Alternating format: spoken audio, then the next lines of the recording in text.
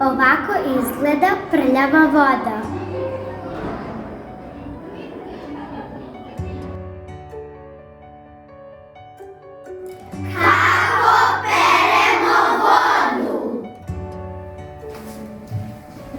Prvo stavljamo šljunak.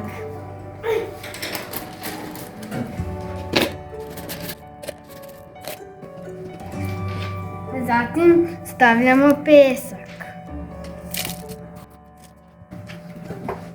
I na kraju zemlju.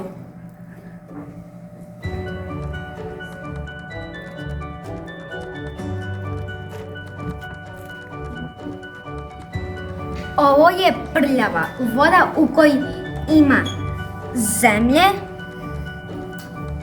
peska i malo čaja.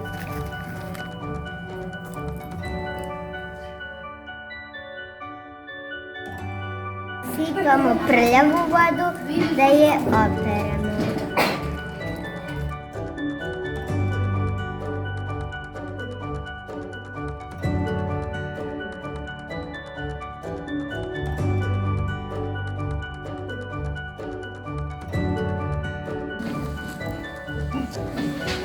Voda je sve čistija.